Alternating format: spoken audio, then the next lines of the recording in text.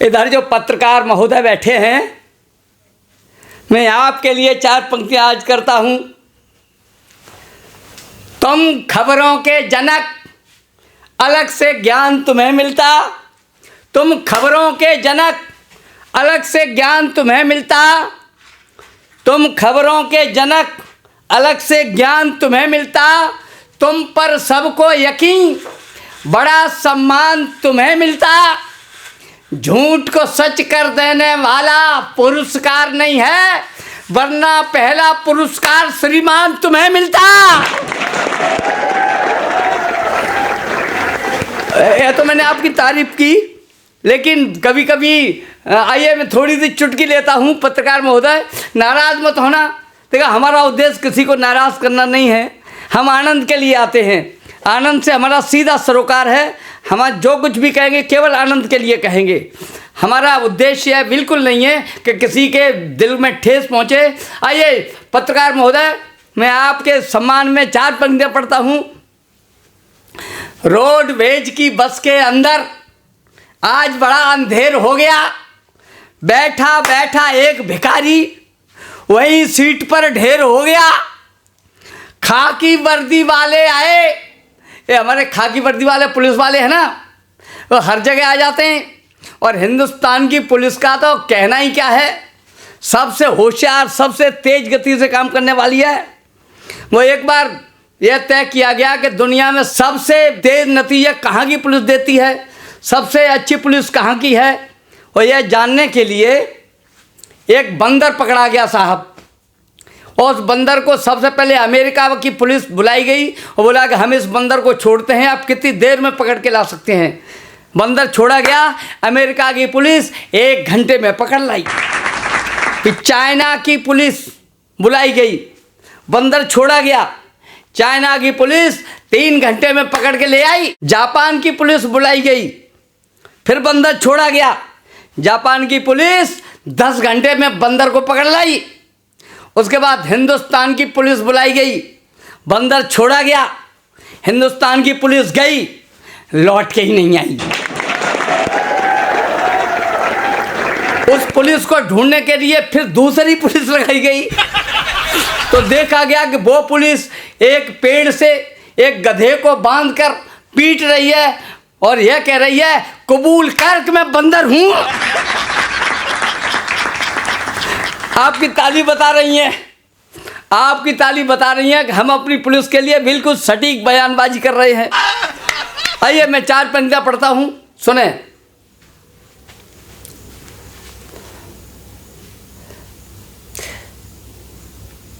बिल्कुल सच्ची बात दोस्तों, नहीं उड़ाता खिल्ली। बिल्कुल सच्ची बात दोस्तों। वो पत्रकार महोदय की बात पे हमें एक बात याद आ गई। तहसीलदार साहब, आपके पास भी ये पत्रकार महोदय जाते होंगे और माइक सामने करके कहते होंगे, बताइए तहसीलदार साहब इस केस में क्या हुआ, क्या प्रगति हो रही है, वृक्षारोपण कैसा हो रहा है, कार्रवाई कैसी चल रही है। ये पुलिस वाले, ये पत्रकार महोदय हर जगह पहुंच जाते हैं। वो जंगल में एक गधा बेरोजगार था, वैसे गधा बेरोजगार नहीं होता, लेकिन जंगल के गधे को क्या काम। उसने सोचा कि कोई काम तो है नहीं, चलो जंगल की पत्रकारिता ही करते हैं। वो पत्रकार हो गया और उसने एक माइक लिया और ऊंट के पास पहुंच गया और ऊंट से कहा, उसके ऊंट भाई ये तुम्हारी गर्दन इतनी लंबी क्यों है। ऊंट बोला, बेवकूफ़ इसलिए है क्योंकि तेरी बुद्धि छोटी है। उसके बाद फिर बोला वो पत्रकार, ऊंट भाई ये आपके गद्दीदार पैर कैसे हैं। ऊंट ने कहा कि इसलिए है कि जिससे मैं पैरों से पैदल चल सकूं। बोले कि अगर ऐसे पैर मुझे भी मिल जाते गद्दीदार तो मैं भी पैदल चल लेता। ऊंट बोला, तुझे क्या जरूरत है, तू तो अकल से ही पैदल है। तो आइए मैं जोड़ रहा था कि बिल्कुल सच्ची बात दोस्तों, नहीं उड़ाता खिल्ली। गंगा यमुना एक्सप्रेस में गया बैठकर दिल्ली। गंगा यमुना एक्सप्रेस में गया बैठकर दिल्ली। उसमें बैठे एक मियाँ, सिर जिनका अभी घुटा था, हुई अचानक गड़बड़।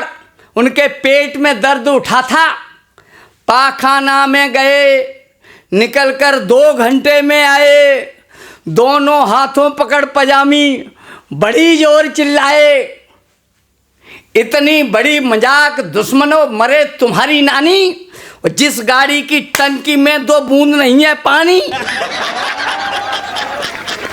जिस गाड़ी की टंकी में 2 बूंद नहीं है पानी, नाम नैन सुख आंख के अंधे लगा रहे हैं धक्का, उस गाड़ी का नाम के धोने गंगा यमुना रखा। आइए 4 पंक्तियां और पढ़ते हैं। वो एक आदमी लखनऊ से हमारे साथ बस में सवार हुआ। बस चलते चलते कानपुर आई। वो कानपुर में आदमी उतरा। उतरने के बाद नीचे गया, उसने पानी पिया, पानी पी के फिर उसी बस में चढ़ाया। परिचालक से बोला कि अब हमें इटावा की टिकट दे दो। परिचालक ने इटावा की टिकट दे दी। इटावा पे वो फिर उतरा, फिर पानी पिया, टॉयलेट गया, फिर उसी बस में आ गया। फिर परिचालक से बोला अब हमें अलीगढ़ की टिकट दे दो। अलीगढ़ पे वो फिर उतरा। अलीगढ़ पे उतरने के बाद उसने पानी पिया, पानी पी के टॉयलेट गया और फिर उसी बस में चढ़ के आ गया और परिचालक से बोला एक दिल्ली की टिकट दे दो। परिचालक ने कहा मेरे भाई, जब तू लखनऊ से बैठा दिल्ली जा रहा था और लखनऊ से सीधी बस दिल्ली जा रही है, तो तू बीच बीच में पहले कानपुर उतरा, फिर इटावा उतरा, फिर अलीगढ़ उतरा, बार बार टिकट लेता है। एक साथ टिकट ले लेता तो तेरे कुछ पैसे बच जाते। बोला भाई साहब, डॉक्टर ने लंबी यात्रा करने के लिए मना किया है।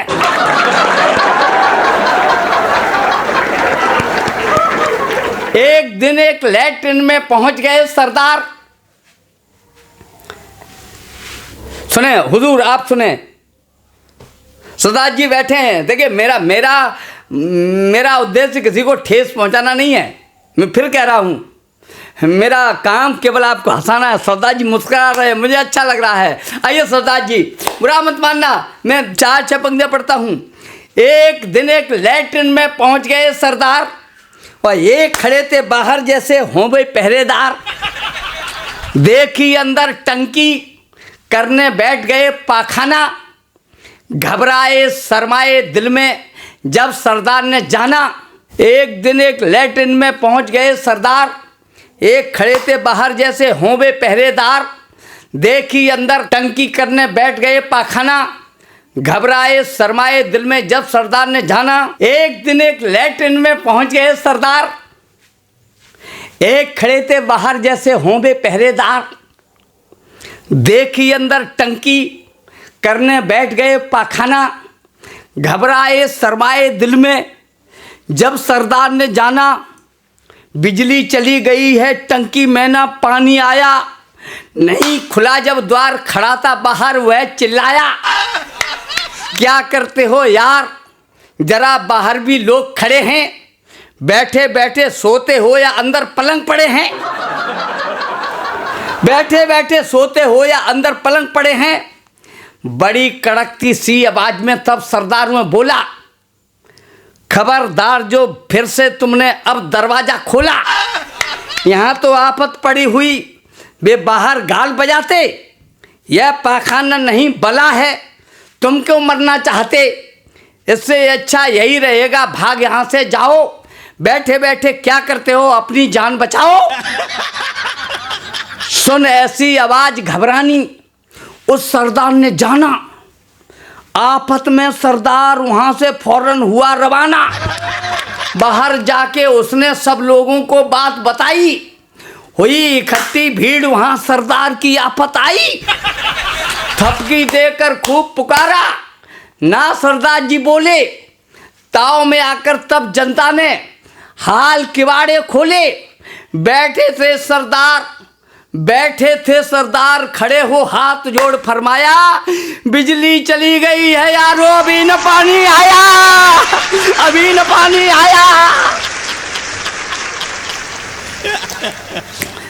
हाँ, तो मैं कह रहा था, रोडवेज की बस के अंदर आज बड़ा अंधेर हो गया।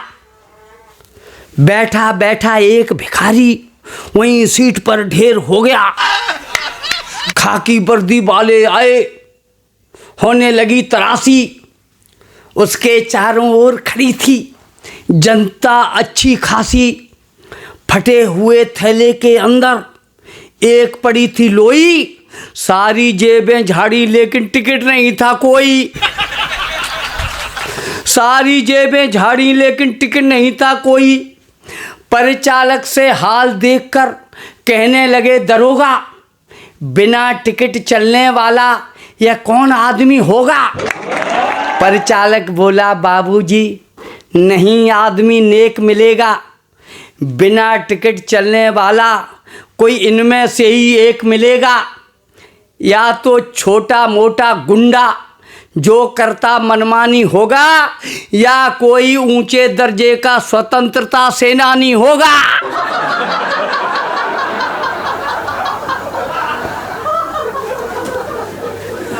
या कोई ऊंचे दर्जे का स्वतंत्रता सेनानी होगा।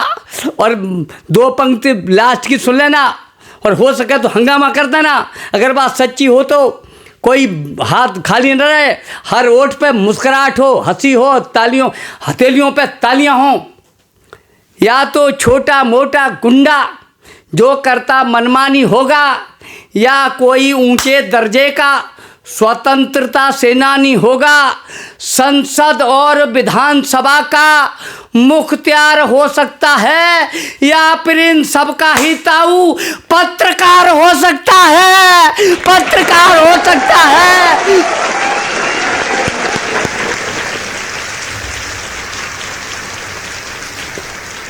आपके प्यार को दिल से लगाता हूं। आपने जो खिलखिलाहट बिखेरी है, मैं उसे प्रणाम करता हूँ उस खिलखिलाहट के लिए। अच्छा, मैं सुना रहा हूँ। हाँ, आप खूब हंस लिए। आइए, मैं मौसम बदलता हूँ। मैं भाई भाई वाली कविता आपको सुनाता हूँ। और लेकिन मैं आपसे एक आग्रह करूँगा, जो भी सज्जन जी फरमाइश कर रहे हैं, मैं उनसे आग्रह करूँगा कि आप फरमाइश तो कर रहे हैं, लेकिन जमानत जब्त मत करा देना मेरी। पूरी उम्मीद से सुनना, पूरे हर्षोल्लास से सुनना। यह कविता पूरे देश की संस्कृति पर अमल करती है। हर घर में क्लेश, हर घर में विद्रोह, चाहे वो महाभारत रहा हो, चाहे वो रामचरितमानस ग्रंथ के पीछे भगवान राम की वो भूमिका रही हो, कुछ भी रहा हो, लेकिन वो था इसी से संबंधित। मैंने इस कविता को रात भर सोच के एक भाई की घटना को सच्चाई में तब्दील, कविता में तब्दील करने की कोशिश किया। आइए मैं आपके सामने उसे प्रस्तुत करता हूँ, प्रेषित करता हूँ। आइए सुनिएगा, एक बार मेरा हौसला अफजाई करिएगा, थोड़े से ताली बजा दीजिएगा। ठीक, अब सुनाता हूँ, सुनिएगा, लेकिन बीच में कोई उठ के मत जाना मेरे भाई। चंदू मल हलवाई के घर नहीं किसी का टोटा था। चंदू मल हलवाई के घर नहीं किसी का टोटा था। शादीशुदा एक लड़का था, एक अभी कुछ छोटा था। बड़ा स्वार्थी था कुछ ज़्यादा, फिक्र न करता भाई की। शहर में सबसे अच्छी चलती थी दुकान मिठाई की। हलवाई बीमार पड़ा, आखिरी सांस आने वाली। बड़े पुत्र को समझाया, हाथों में पकड़ा कर ताली। मैं मालिक तुम्हें बनाता हूँ, पर बांट किसी का मन तक ना। छोटा भाई नाबालिग है, चुनना का सदा ध्यान रखना। तुम तो सब लायक हुए मगर तकदीर उसी की फूट गई। कहते कहते हलवाई की आखिरी सांस भी टूट गई। कहते कहते हलवाई की आखिरी सांस भी टूट गई। मुन्ना दुकान का मालिक था, चुन्ना की याद नहीं लेता। भाभी भरपेट न रोटी दे, भैया फरियाद नहीं लेता। कुछ कहता भी तो डांट दपट कर वह उसको देता टरका। ऐसे रहता था बेचारा जैसे कोई नौकर घर का। इतने पर भी संतोष नहीं, भर पूंजी मन में मैल उठी, कल हिस्सा अपना ले लेगा, जड़ लोभ की अंदर फैल उठी। वह सोच उठा मन ही मन में, वह सोच उठा मन ही मन में, सारे बदले पटवा लेगा, हो जाए कभी बराबर का अपना हिस्सा बंटवा लेगा। किरकिरी आँख की मिट जाए, मन में विचार उपजे कंसी, सारा झंझटी खत्म करो, मत छोड़ो बांस बजे बंसी। दोनों ने सोचा भविष्य का सारा भय उतार डालो, चुन्ना जब रात में सो जाए तो मिलकर इसे मार डालो। चुन्ना जब रात में सो जाए, हाँ बजा लो भैया, बजा लो, ताली बजा लो। चुन्ना जब रात में सो जाए तब मिलकर इसे मार डालो। बजे रात के 10 दोनों की आंख में खूनी मंजर था, बजे रात के 10 दोनों की आंख में खूनी मंजर था। भाभी के हाथ में हंसिया था, भैया के हाथ में खंजर था। मुन्ना यमदूत बना उसके कमरे की ओर बढ़ रहा था, चुन्ना बैठा रामायण में तब भरत मिला पढ़ रहा था। देख इरादा खतरनाक, देख इरादा खतरनाक, कातिल का वेश बनाए हैं। था बालक ही पर समझ गया ये हमें मारने आए हैं। अन्याय इसी को कहते हैं, मजबूर को मन दुत्कारो तुम। वह हाथ जोड़ गिड़गिड़ा उठा, भैया मुझको मत मारो तुम। क्या कह कर गए पिताजी थे, आंखों में थोड़ी हया करो। भाभी तो चलो पराई है, भैया तुम तो कुछ दया करो। पैरों पर गिर पड़ा मगर, पैरों पर गिर पड़ा मगर, काफिर ने वह दुत्कार दिया। झुके सामने भाई की गर्दन में खंजर मार दिया। बह उठी रक्त की धार, अधर में डूब उठी जीवन नैया। घायल चुन्ना चिल्लाता था, भैया भैया भैया भैया। पड़ गया बदन पीला सारा, दम शेष नहीं थी नाड़ी में। दोनों ने मिलकर बांध लाश को फेंक दिया था झाड़ी में। है वक्त न्याय करने वाला, अन्याय नहीं सह सकता था। भाई की हत्या करने वाला सुखी नहीं रह सकता था। जब 16 सालें बीत गई, पत्नी रहती खोई खोई। पूंजी लावारिस बन बैठी, संतान नहीं जन्मी कोई। जब डॉक्टरों ने मना किया बच्चा नहीं है होने वाला, तब मजबूरी में मुन्ना ने घर बुला लिया अपना साला। 2 सालें उसको गुजर गई, 2 सालें उसको बीत गई। तब उसने ये फैसला किया, जी जान ने अपनी पूंजी का हक दिया, दिया या नहीं दिया। बारिश बनकर मिल सकती है दौलत, अपने नाम करो। जीजा जब रात में सो जाएं, दोनों का काम तमाम करो। साला जब चला मारने तो, साला जब चला मारने तो वहाँ पर कैसी तुकतौन मिली उसके छोटे भाई चुन्ना को। उधर सर्प की यौन मिली। सोच रहा था बहुत दिनों से करनी का फल देने को। उसी रात वह भी आया मुन्ना से बदला लेने को। पिस्तौल हाथ में पकड़े साला अपनी धुन में ऐठा था। चुन्ना तो पहले से ही वह मार कुंडली बैठा था। चुन्ना तो पहले से ही वहाँ मार कुंडली बैठा था। एक जान के 2 दुश्मन साला सीने पर चढ़ बैठा। भाई को मरते देख भाई के दिल में प्यार मर बैठा। फिर सोच उठा बदला लेने की याद पुरानी आई है। अंदर से दिल ने धिक्कारा, आखिर ये तेरा भाई है, उसकी जान को खतरा है। बैठा बैठा क्या तकता है, भाई के होते भाई की कोई जान नहीं ले सकता है। भाई के होते भाई की कोई जान नहीं ले सकता है। भाई जो मारा गया, भाई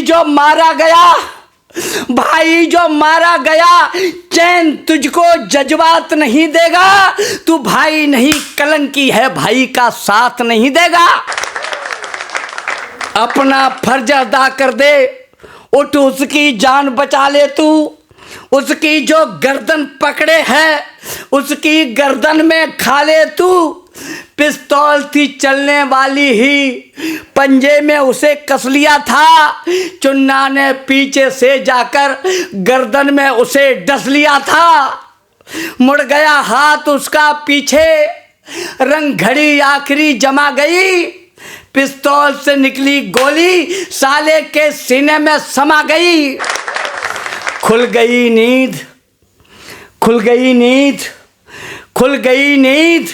उसने देखा एक सर्प बदन से लिपटा था।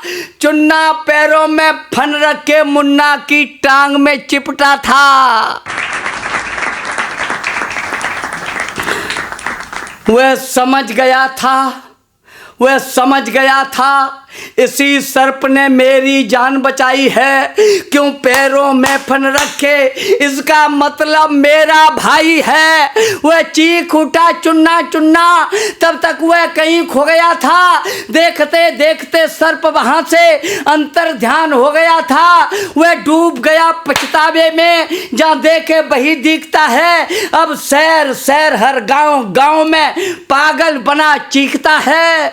भाई के हिस्से पर कोई अपना अधिकार नहीं करना, भाई के हिस्से पर कोई अपना अधिकार नहीं करना, भाई के हिस्से पर कोई अपना अधिकार नहीं करना। दौलत के पीछे अपने भाई पर वार नहीं करना। दौलत का एक खेल जिंदगी में फिर से खिल सकता है, मगर कोक का जाया भाई कभी नहीं मिल सकता है, कभी नहीं मिल सकता है। विनोद राजयोगी आपको प्रणाम करता है। मैं इतने पूरे जनसमूह से एक अनुरोध करना चाहता हूँ, अगर आपको मेरी कविताएं अच्छी लगी हों तो यह आपका प्रोग्राम विनोद राजयोगी स्टूडियो से प्रसारित होगा। आप विनोद राजयोगी स्टूडियो यूट्यूब पर खोल लें, अगर हो सके तो हम पर थोड़ा एहसान करते हुए उसको सब्सक्राइब कर लें। उस पर जो कमेंट्स लिखना चाहें वो लिखें, घंटी बजा देना। और इन्हीं शब्दों के साथ आपको बहुत बहुत प्रणाम, बहुत बहुत साधुवाद। जय हिंद, जय भारत माँ, नमस्कार।